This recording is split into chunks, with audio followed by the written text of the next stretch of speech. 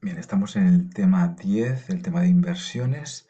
Vamos a ver las preguntas que más han caído en la BAU. Bien, veis que el ejercicio que más ha caído desde un punto de vista teórico de este tema 10 es, por ejemplo, el 66. Dice aquí, define el concepto de inversión económica y el de tasa interna de rentabilidad. Bueno, pues, o el 64, define el concepto de inversión y explica las diferencias entre inversión económica y financiera. Es decir, lo que más cae es estos dos conceptos, inversión económica e inversión financiera.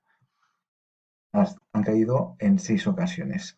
También ha caído un par de veces, por ejemplo, la idea de payback, ¿vale? Definición y los inconvenientes que puede tener. También ha caído el tema de flujo neto de caja, por ejemplo, lo tenéis ahí en el 63, define el flujo neto de caja de una inversión en un periodo de tiempo.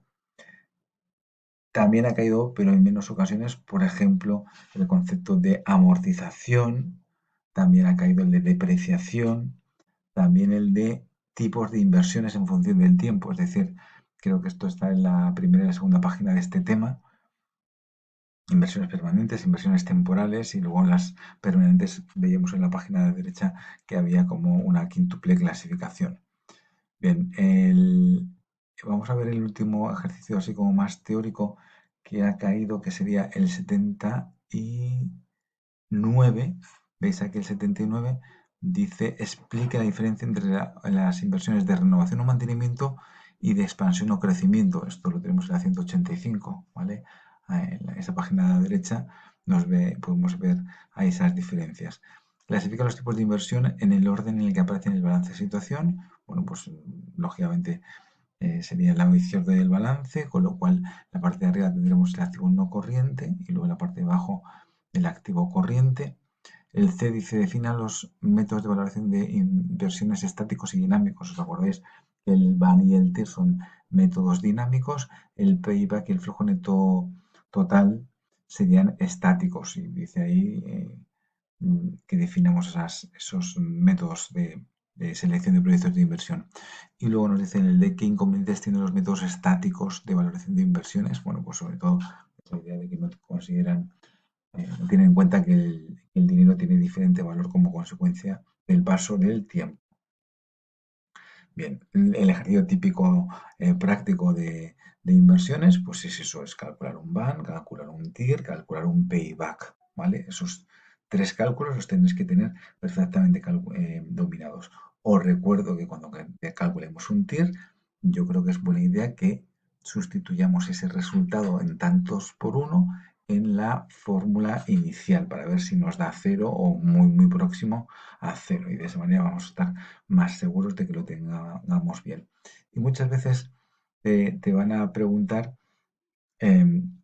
dice, por ejemplo, el 79 dice, explique si la inversión, bueno, primeramente te dice calcula el BAN, luego dice calcula el TIR, y luego dice en el apartado B, explique si la inversión es aceptable según el criterio BAN. Bueno, pues eso está claro. Si es mayor que cero, si se hace la inversión, si es menor que cero, no se hace la inversión. Y luego en el C dice, explique si la inversión es aceptable según el criterio TIR. Pues esto lo que tenemos que comparar es la R, es decir, la rentabilidad, con la K, ¿vale? Con la tasa de actualización. Si R es mayor que K, sí que se hace la inversión, si es menor, no se hace la inversión. Y con el criterio payback, aquí no lo pregunta, pero a lo mejor te lo pueden preguntar, pues se hacen aquellas inversiones que se recupera el dinero invertido. Si no se recupera el dinero invertido, entonces no se haría. Vale, ese sería el tema 10.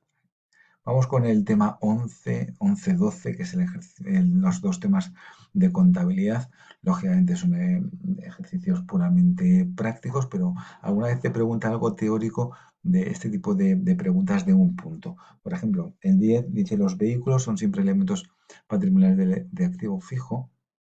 Dice razone ¿por qué? Dice razone su respuesta aplicando en los siguientes casos. Dice una firma que se dedica a la fabricación de automóviles.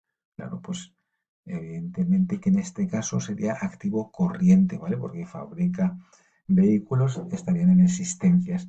Una empresa constructora de viviendas, aquí sería activo no corriente inmovilizado material, porque va a tener esos vehículos durante más de un año. Vale, dice aquí el 11 qué información básica proporciona el balance de situación, pues sería la definición de balance que tenemos en la 208. Por ejemplo, El 12 dice las instalaciones, equipos y productos se van depreciando por el uso y el paso del tiempo. ¿Cómo se preparan las empresas para soportar este deterioro? Pues dotando amortizaciones. ¿Cómo se reflejan contablemente? Bueno, pues en esta parte de este concepto de amortización acumulada del inmovilizado material que va con signo negativo. Bien, tenemos más ejercicios. Bien, el 36, por ejemplo, es interesante porque nos da el tema este de periodo medio de maduración, de FIFO, etcétera, y te dice que si en un contexto de inflación, ¿cuál de los métodos, ahora ya únicamente existen dos, el PMP y el FIFO, cuál de los dos da una mayor valoración o menor valoración de esas existencias que quedan en función de si hay o no hay inflación? ¿Vale? Esto sería a lo mejor más del tema 6, pero bueno, para que veáis que también ha caído. El 37, por ejemplo, nos habla del fondo de maniobra o capital circulante. Es decir, esta definición de fondo de maniobra es una definición clave y os vuelvo a recordar que cuando hagamos un balance calculemos el fondo de maniobra con las dos fórmulas para saber si efectivamente tenemos bien o mal ese balance. Si nos da el mismo resultado, pues, no al 100%, pero en un porcentaje grande, seguramente que tengamos bien el ejercicio. Fondo de maniobra y capital circulante, conceptos sinónimos. El 42, por ejemplo, vuelve a caer el tema este de fondo de maniobra y te dice que lo expliquemos, pues que expliquemos su significado. Si es positivo, quiere decir que la empresa tiene capacidad para hacer frente a las deudas a corto plazo. Si es negativo, no va a tener esa capacidad de hacer frente a las deudas a corto. Bien, ahí tenemos ejercicios de balances. Vamos a la parte como más teórica. ¿Veis, por ejemplo, el 62, inversiones financieras a largo plazo, créditos a empresas? Como es a largo plazo, como es una inversión, es activo. ¿Que es a corto o a largo? Pues si es a largo plazo, pues será activo no corriente. Y dentro del activo no corriente, ¿dónde lo vamos a meter? Bueno, hay una cuenta. Nosotros hemos visto que el activo no corriente está el inmovilizado intangible y el inmovilizado material. Habría como hay más categorías, pero este entraría como una tercera categoría, ¿vale? No incluida ni ni en el intangible ni en el material. Vale, más cosas. Veis ahí, por ejemplo, el 65 que nos dan las fórmulas de los ratios, ¿vale? El ratio de tesorería y el ratio de garantía nos dan las fórmulas. El 66, por ejemplo, nos habla de las cuentas anuales. Dice, ¿qué cuentas anuales deben elaborar las empresas? Bueno, describa qué debe recoger y el objetivo de cada una de ellas, es decir, em, mm, pues eso es lo que aparece recogido en esta página del libro. Y para cada una de las cuentas proporciona un ejemplo de una decisión de la empresa para la cual sea importante contar con una información correspondiente a esa cuenta. Bueno, pues eso lo tenemos explicado también en esta página. Bien, vuelve a caer el tema de los ratios, ¿vale? En este ejercicio 68. Bien. Eh, Vuelve a caer el tema de las cuentas anuales en el 76. Bien. Vale, entonces yo creo que vamos, desde un punto de vista teórico, esto es a lo mejor lo más interesante. Dice, otra vez dice el 84 lo del fondo de maniobra, por eso es tan importante esta definición.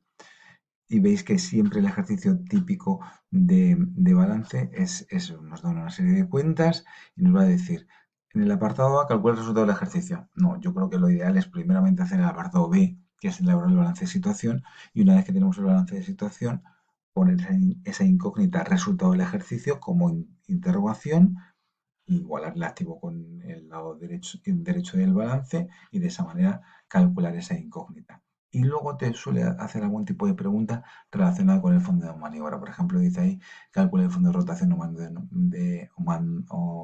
fondo de rotación o maniobra de la empresa, interpreta el resultado. O, por ejemplo, otra pregunta como más teórica, dice, veis ahí en el 94, el A y el B es lo mismo que he explicado antes, y en el C te pregunta algo diferente. Dice, explique cuáles son los criterios que establece el Plan General de Contabilidad para ordenar las masas patrimoniales. Bueno, pues ahí está claro porque el activo se ordena de menor a mayor liquidez, mientras que el lado derecho del balance se ordenan de menor a mayor exigibilidad. Lo menos exigible es lo no exigible, por eso va en la parte de arriba del balance.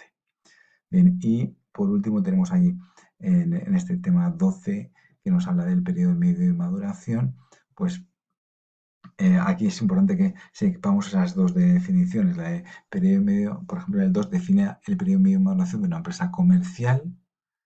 Pues entonces ahí tenemos que tener en cuenta de que hay una serie de subperiodos que están y otros que no están. Por ejemplo, el de almacenamiento o el de fabricación no estaría, pero sí que habría periodo medio de venta, de cobro y de pago.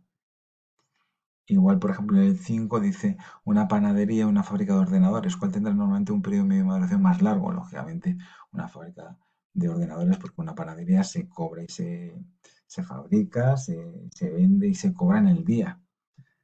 Esa definición de periodo medio de maduración es importante. Por ejemplo, en el 9 dice el 10 enumera los subperiodos que integran el periodo medio de maduración y define a dos de ellos. Pues la idea, por ejemplo, del periodo medio de venta, que es el periodo medio de venta, lo que la empresa tarda de media en vender cada unidad física.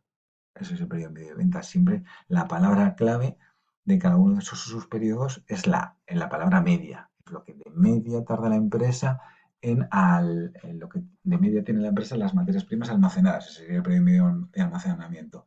Lo que la empresa tarda de media en fabricar ese producto. Ese sería el periodo medio de fabricación. Bien. Y luego, por ejemplo, en el 15 y el 18 son muy parecidos. Vamos a verlos también. Dice, explique cómo afecta el periodo medio de maduración de un fabricante de automóviles los siguientes cambios. Dice, una reducción en el número de averías experimentadas por los robots utilizados en la fábrica. Bueno, pues disminuye el periodo medio de fabricación. Una reducción de la demanda de automóviles debido a una recesión económica. Bueno, pues se va a tardar más en vender, disminuiría o aumentaría en este caso el periodo medio de venta. Un aumento en el porcentaje de clientes que compran los automóviles a plazos, pues entonces aumentaría el periodo medio de cobro. Serían algunos de los ejemplos, ¿vale? Bien, el 18 es muy parecido al que acabamos de decir y bueno, veis por ejemplo el 21 donde pues, siempre es lo mismo, siempre nos da una serie de datos y dicen por ejemplo, el número de días que transcurre hasta que se cobran los clientes, es decir, que calculemos el periodo medio de cobro. Dice el B del 21, el número de días que se tarda en pagar a los proveedores, pues eso sería el periodo medio de pago. El C, el número de días que permanecen las existencias en almacenes, ese sería el periodo medio de almacenamiento.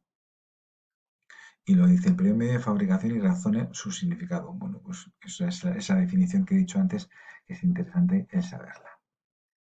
Bien, con esto entonces nos quedaría.